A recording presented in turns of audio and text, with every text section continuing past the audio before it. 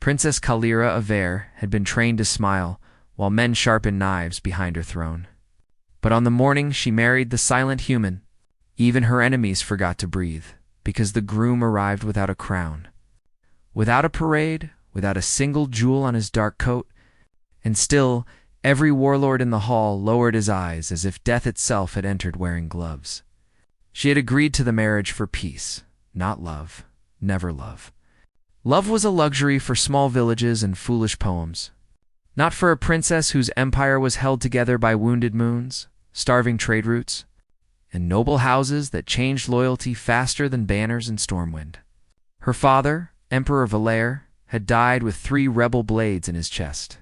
Her brothers had vanished into hostage prisons, and the 5 border warlords had offered her only one bargain: marry one of them, surrender the throne, and call it unity instead. Kalira had opened the forbidden treaty channel to Earth, a world her tutors described as useful, primitive, stubborn, and inconveniently hard to kill. She had asked for soldiers, weapons, fleets, anything that could make the warlords hesitate long enough for her people to breathe. Earth had answered with a marriage contract: 1 husband, 1 alliance. 1 human name written in black ink: Elias Vale. Kalira saw him first beneath the glass arch of the royal chapel, where sunlight poured through fractured crystal and painted every noble face in red and gold. Elias Vale stood alone at the end of the aisle, tall but not grand, broad-shouldered but not ornamental, his hair dark, his beard close-cut, his left hand resting calmly over his right wrist, as if waiting for weather to pass. He wore no armor, only a plain Terran dress uniform of midnight cloth. No medals, except 1 narrow strip of ash-colored metal over his heart. The court whispered that Earth had insulted her, that a princess deserved a prince, a conqueror, a beautiful liar with 1,000 ships, not this quiet widower shaped like a locked door. Kalira lifted her chin and walked toward him in a gown of silver war silk, her crown heavy enough to ache, her smile polished enough to cut. But when she reached the altar and finally looked into his eyes, she found no hunger there, no ambition, no fear, only patience, deep and still, like an ocean before something rose from underneath. The priest of the 7 stars spoke the binding vows. Kalira repeated hers in a voice that did not shake. Elias repeated his softly, not because he was weak, but because he seemed to believe words became dangerous when wasted. When the priest asked whether he would defend the crown of Vare with life, blood, and honor, Elias looked at Kalira instead of the altar, and said, "With everything I am permitted to use." Several nobles laughed at the strange answer, but High Warlord Dravik did not. Dravik of the Iron Maw, butcher of the eastern provinces, giant of bone-plated armor, lord of 16 battle moons, looked at that quiet human and curled his claws into the armrest of his throne. Kalira noticed, and for the first time since the treaty was signed, she wondered what Earth had not told her. Then Elias took her hand, and every warlord in the chapel went silent. The wedding feast was worse than battle, because in battle, enemies admitted what they were. At the feast, they smiled, toasted, bowed, and measured the new husband like hunters deciding where to strike. Lord Marish praised Earth's generosity while implying humans bred quickly because they died easily. Lady Orvana asked Elias if Terran men always came so poorly decorated. Prince Regent Thalen, Kalira's cousin and most loyal traitor, offered a cup of wine and asked whether silence was a custom of Earth or a symptom of fear.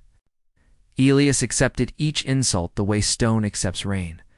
With no answer, no temper, no visible wound, Kalira hated that. She had expected a soldier who would defend his pride, perhaps even embarrass himself. Something useful, something human instead. He stood beside her chair, listening, watching hands. Exits, guards, servants, balconies, reflections, and polished knives. Never speaking unless spoken to by her directly. And even then he answered with the fewest possible words at midnight. When the feast ended and the nobles withdrew to plot in scented chambers, Kalira led Elias through the moon corridor toward the royal apartments. She had rehearsed a speech about duty, separate rooms, political appearances, and mutual benefit, but before she could speak, Elias paused beside a window and looked down at the capital. Where millions of lanterns glowed beneath palace cliffs, he said, "Your south wall has blind angles." Kalira stared at him. "I beg your pardon." He pointed without touching the glass. There, and there, old anti-air emplacements. Decorative now, no overlapping field. A shuttle could land assassins between bell towers and reach the royal nursery wing in 4 minutes. Kalira's throat tightened. "There are no children in the nursery wing." "Not tonight," Elias said. Not accusing, not comforting. Merely stating a future someone had already considered. She almost snapped at him, almost told him he knew nothing of her palace. Nothing of her world, nothing of the burden she carried. But then Captain Soren of the guard arrived running, pale beneath his blue scales, and reported that 3 maintenance crews had been found dead beneath the south wall, their uniforms stolen. That was when Kalira realized her husband had not been silent because he had nothing to say. The assassins came before dawn, dressed as lamp keepers, moving through the old ventilation arteries with sonic blades and royal blood maps burned into their wrists. They expected palace guards trained for ceremonial duels. Not a human who had spent his wedding night moving furniture, altering patrol bells, and placing dining mirrors in dark corners. The first assassin entered the ivory gallery and found Elias sitting at a small table, pouring tea with one hand, Kalira hidden behind a prayer screen with a pulse pistol pressed to her shaking palm. The assassin hesitated because Elias did not look surprised. Then the human set the cup down and said, "You are early?" Those 3 words changed the room. The assassin lunged, and Elias moved like a door closing in a storm. 1 step, 1 twist, 1 elbow into the throat. 1 hand catching the wrist before the sonic blade completed its arc. No flourish, no anger, no wasted motion. By the time the second assassin broke through the side panel, the first was already unconscious, bound with a curtain cord, and breathing only because Elias had allowed it. Kalira had seen duel masters dance for applause. She had seen gladiators split armored beasts for entertainment. She had never seen violence reduced to something so quiet and practical. Elias used the room, the table, the teapot, the fallen man, the opening door, the light in the assassin's eyes. Everything became a weapon, except his face, which remained terribly calm. 3 more assassins entered. 2 died to each other when Elias redirected their strikes. 1 was thrown through a moon harp with such force that the strings screamed louder than he did. The last tried to reach Kalira, saw her behind the screen, and smiled. Elias did not raise his voice. He simply said no. And the words stopped the man more completely than any wall. The assassin turned, recognition blooming too late, and whispered in broken Terran, gray silence, "Elias hit him once." And the whisper ended when the guards finally burst in. Kalira was standing barefoot among shattered crystal and spilled tea, her pulse pistol still unfired. Elias was kneeling beside 1 wounded assassin, pressing cloth to an artery to keep him alive for questioning. Captain Soren demanded orders. Kalira looked at her husband, at the blood on his cuffs, at the patience in his eyes, and asked, "What did he call you?" Elias did not answer immediately. He tied the cloth tighter, checked the captive's breathing, then said, "An old mistake, nothing more, nothing less." She hated that answer more than any insult at the feast, because it was not refusal, it was containment. As if the truth were a blade he would not unsheathe while she stood too close, by sunrise. The palace knew the human prince consort had stopped an assassination without waking half the court. By noon, every warlord knew the assassins had belonged to no single house, which meant all 5 had agreed on one thing. The human had to die before the marriage became a shield.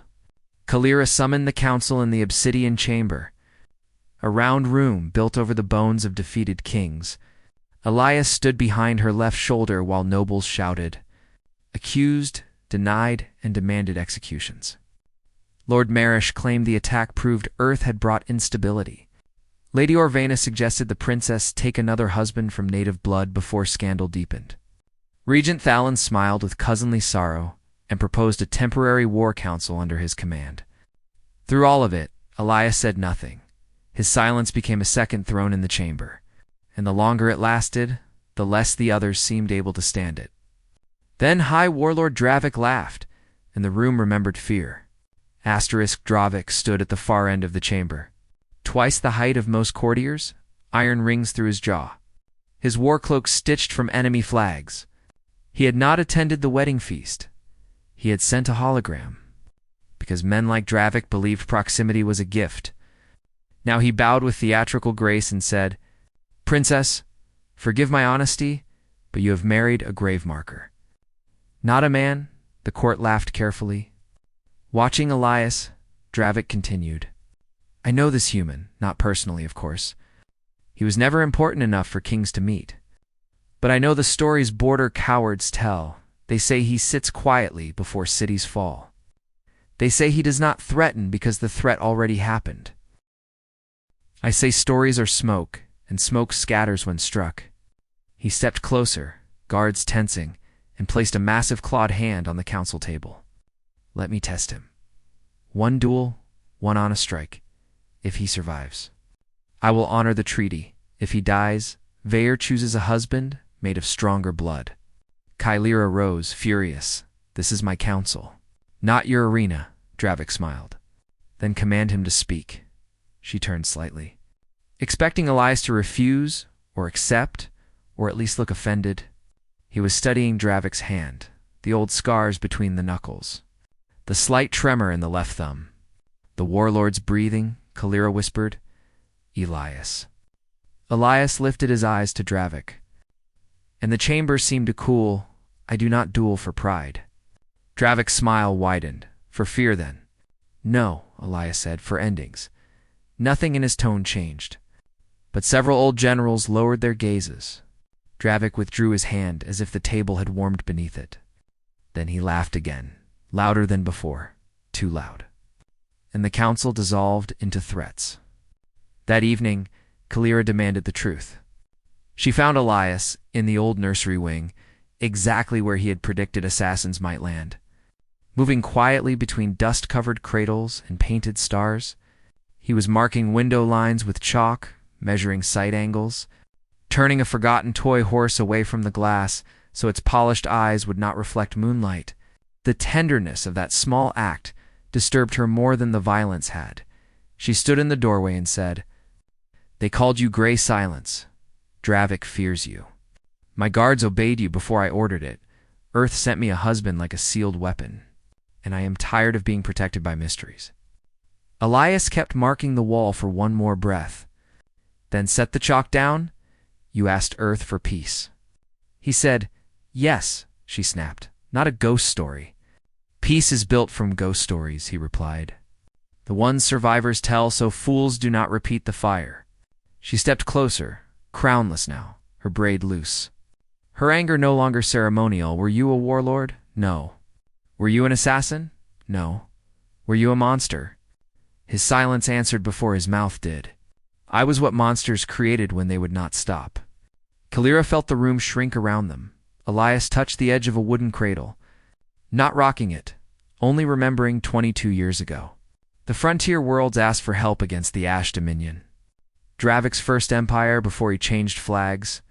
He burned settlement moons, sold children, cracked refugee domes, and used surrender negotiations to map evacuation routes. Earth sent fleets, diplomats, sanctions, prayers. All the things civilized people send before they admit monsters are listening only for weakness.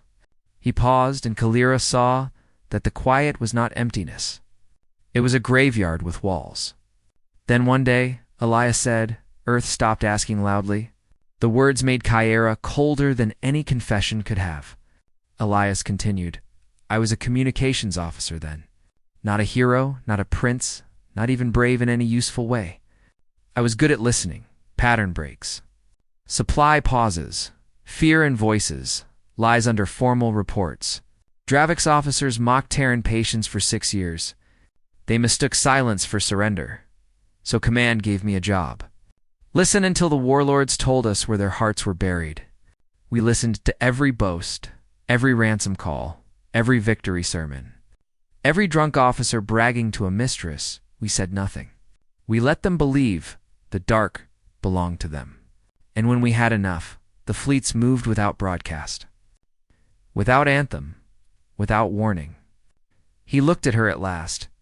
Gray Silence was not my name. It was the operation, Kalira whispered. What happened? Elias answered.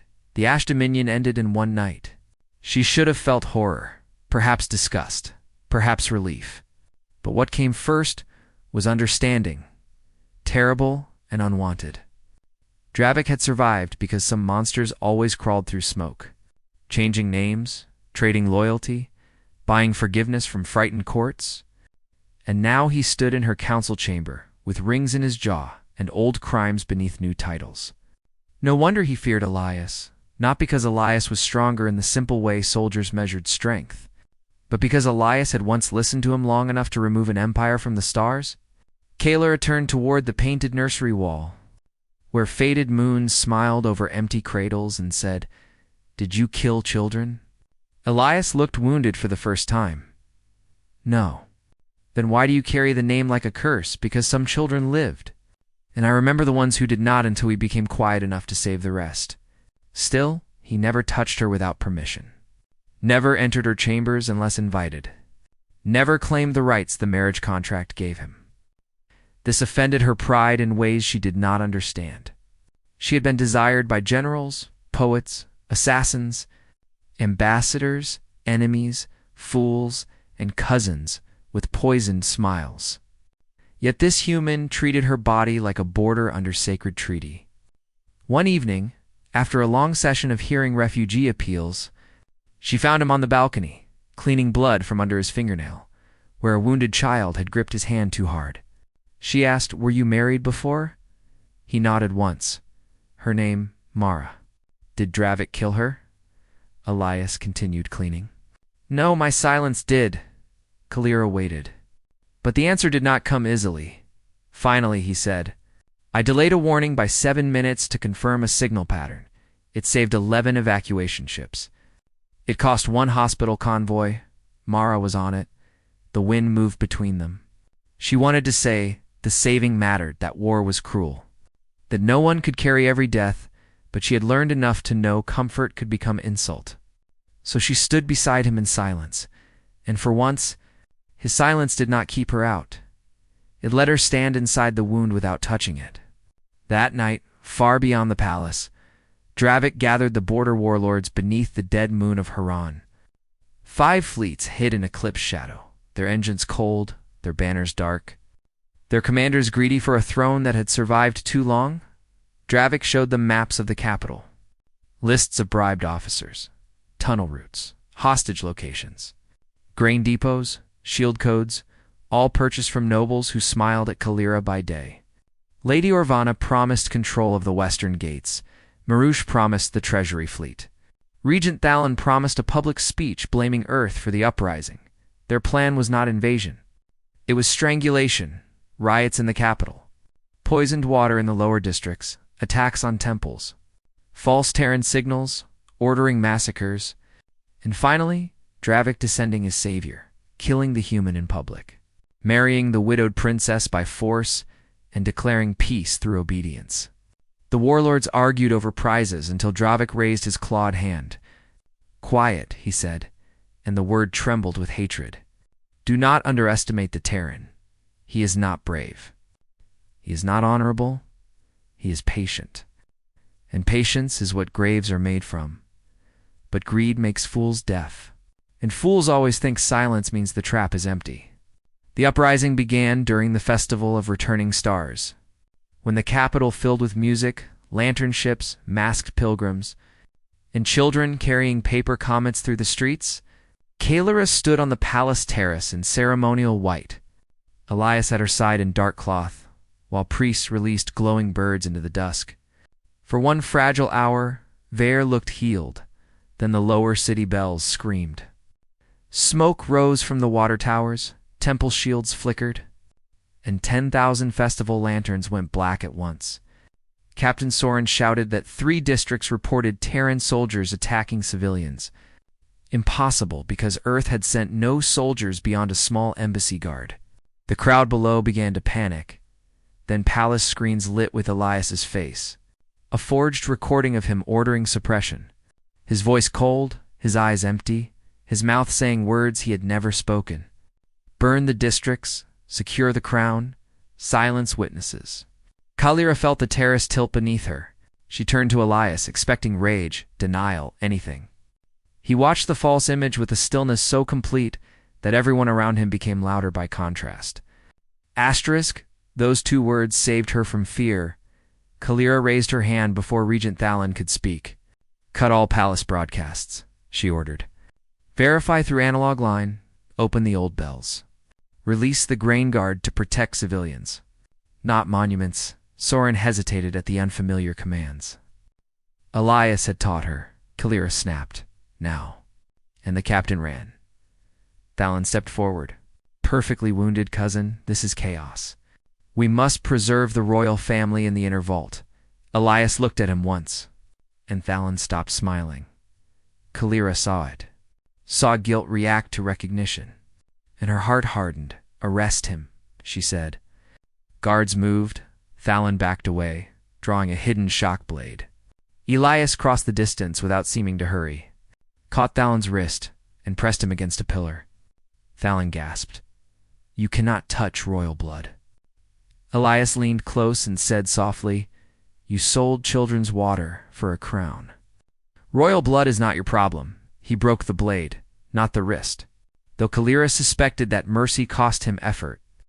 Then the palace shields failed, and warships appeared above the capital. Asterisk Dravik descended through the clouds like a nightmare that had learned ceremony. His flagship filled the sky over the palace, black iron and red engines, surrounded by cruisers painted in the colors of allied houses. Dropships fell toward the south wall exactly where Elias had marked the blind angles weeks earlier. Only now those blind angles were filled with hidden flak towers. Kitchen boilers converted to steam guns. Ceremonial dragon statues loaded with guided mines. And retired veterans who had spent 3 nights pretending to be gardeners.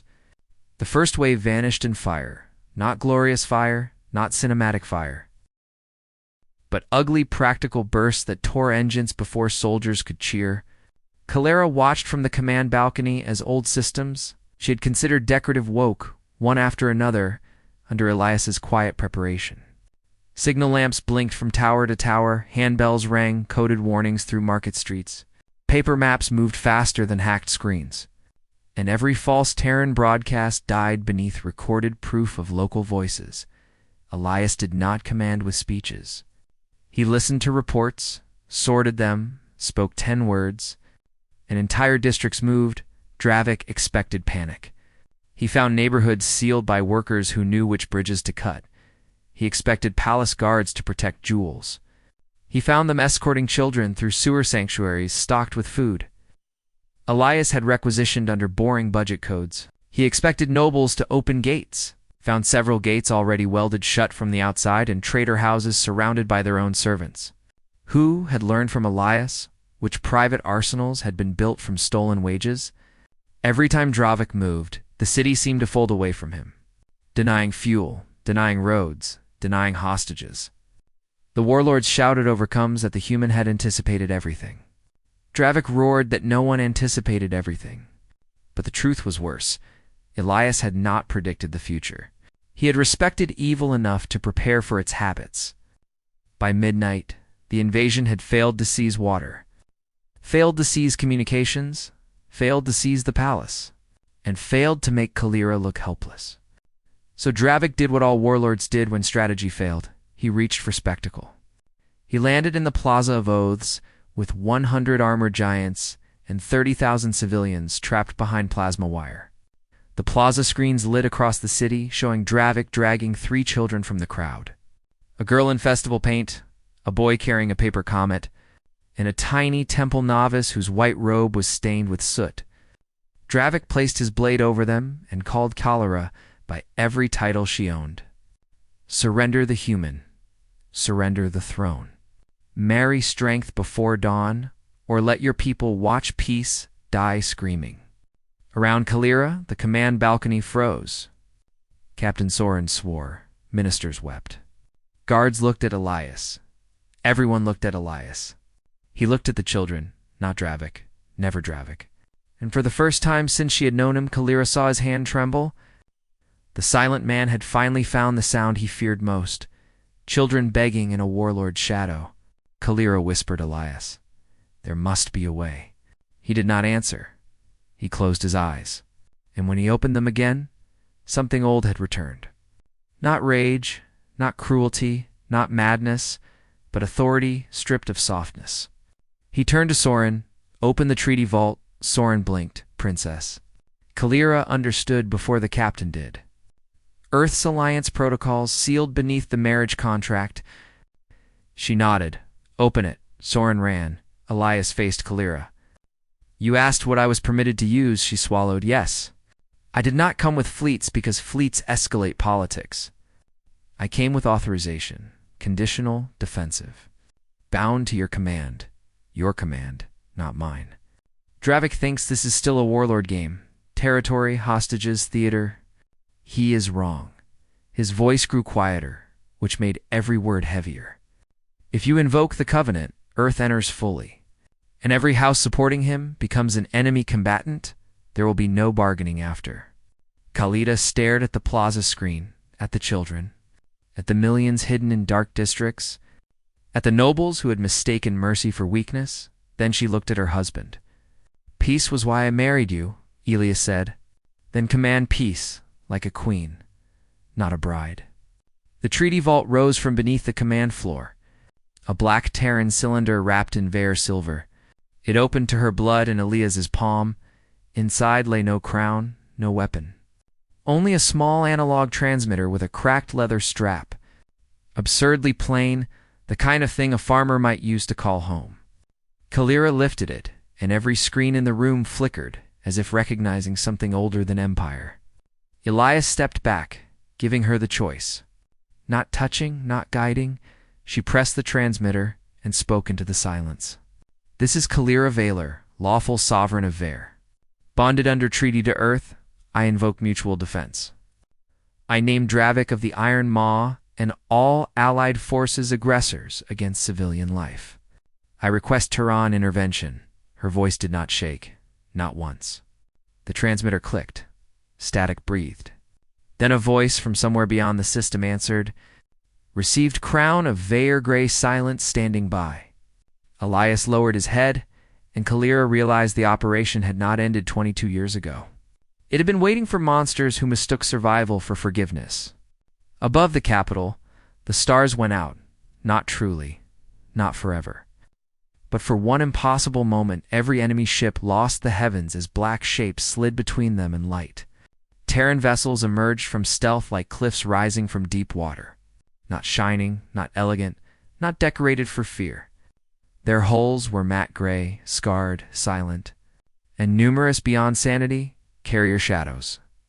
Rail destroyers, hospital arcs, evacuation tenders, drone foundries, command ships with no banners except pale blue earth.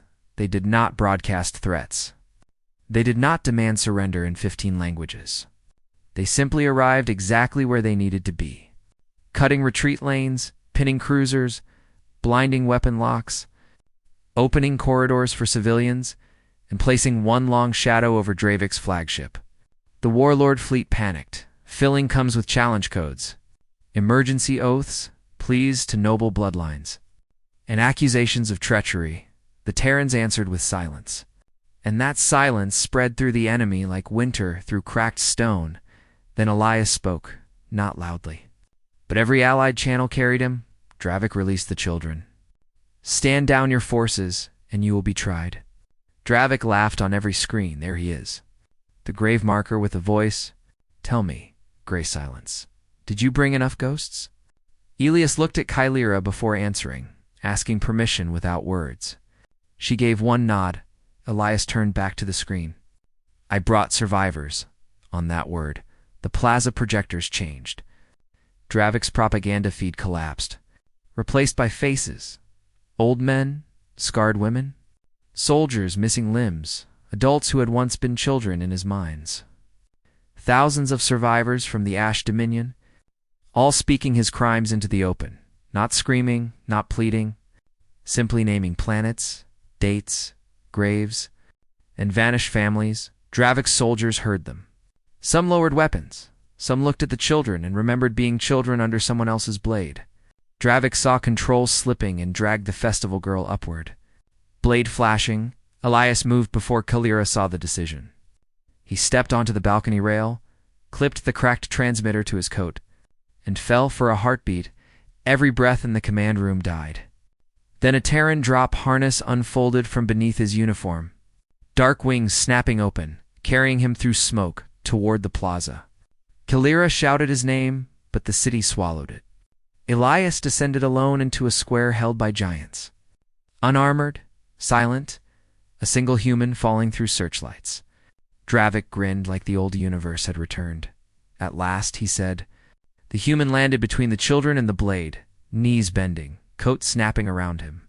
One hand raised, empty, Dravik's guards aimed cannons. But Terran snipers painted every helmet with invisible certainty. No one fired. The whole capital watched. Dravik towered over him. I remember you smaller, Elias said. I remember you running. The warlord's face twisted lies. You ran through a refugee tunnel beneath Karth Moon wearing a medic's coat, Elias continued. You left your sons to die in command armor, so Earth would count their bodies as yours. Dravik roared and swung. Elias did not dodge like a duelist. He stepped inside the arc, caught the warlord's wrist with both hands, and let the larger creature's momentum break its own balance. The blade carved stone instead of flesh. Dravik kicked. Elias rolled, came up with a child under one arm, passed her to a rushing civilian shield team. Then returned before Dravik could process the insult. The crowd surged against the plasma wire. Terran drones cut it section by section. Vaer guards poured in through alleys. The duel became less a duel than an evacuation with violence happening around its edges. Exactly the kind of battle Elias understood again and again. Dravik tried to force the scene into legend. Huge strikes, shouted curses, demands that the human face him honorably. Again and again, Elias refused the shape of the story, tripping armored guards into each other, pulling hostages away, disabling weapon packs, cutting power cables, using Dravik's bulk as cover while medics crawled through smoke. He bled from a cut over his brow, then from his shoulder, then from one knee where a shock spear grazed him, but he did not answer pain with anger. Kyalira reached the plaza with palace guards at her back, sword in hand, crown gone, gown torn. No longer looking like the bride of peace, but the Queen War had failed to educate. She saw Elias take a hammer blow meant for the temple novice. Saw him stagger, saw Dravik lift the killing blade. Something inside her broke open, not fear, not love alone. Something sovereign and ancient. She raised her sword and shouted, Vaer, with me? Asterisk. The plaza answered not with one voice, but with thousands, servants, veterans, priests, dockworkers, palace guards, even nobles who understood too late which side history would remember. They surged, not toward Dravik's blade, but toward his control points. The generators, the cum towers, the hostage locks, every weakness Elias had made visible by refusing glory. Kalira fought her way to the children, cutting one guard down, then another, not gracefully, not perfectly, but with honest fury. Dravik turned at the sound of her voice, and Elias used that moment. The human drove a broken plasma shackle into the warlord's knee joint, climbed his armor as Dravik fell, and pressed one small device beneath the iron rings in his jaw. Dravik froze, recognizing it. Elias whispered something only he heard. And for the first time, the Butcher of Moons looked afraid. Kalira reached them as Dravik collapsed to one knee, still alive. Trapped by a neural restraint keyed to his own stolen armor, the warlord spat blood. Kill me then, human. Prove the stories. Elias stood over him, shaking, bleeding, expression carved from every grave he had carried. For a moment, Kalira thought he would do it, and part of her would have understood. But Elias looked at the rescued children, at the survivors on the screens, at Kalira, with smoke in her hair and blood on her sword, then lowered his hand. No, he said, you do not get silence. Dravik blinked. Elias turned to the cameras, to the city. To every world watching now, you get trial, testimony, names, records, every scream you buried, every child you sold, every officer who helped you, every noble who purchased your mercy. You do not get to become a clean corpse. You get to be evidence. Kalira felt the words settle over the plaza heavier than execution. Dravik struggled, suddenly desperate. Kill me, Elias. Kill me, Elias. Looked down with terrible calm. I am not the man you trained anymore. That was the moment Vaer understood why Warlords feared his silence. Because when he finally spoke, endings became law. The battle above ended before dawn. Terran ships disabled engines, captured crews, and opened evacuation routes with the same cold mercy Elias had shown in the plaza. Warlord Marouche tried to flee with the treasury fleet and found his navigation, replaced by a looping recording of every bribe he had taken.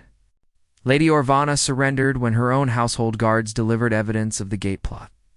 Regent Thalin confessed after learning that the analog line Kalira used during the uprising had recorded his false emergency orders. The noble houses that had sharpened knives behind her throne suddenly discovered loyalty. But Kalira no longer needed their performances.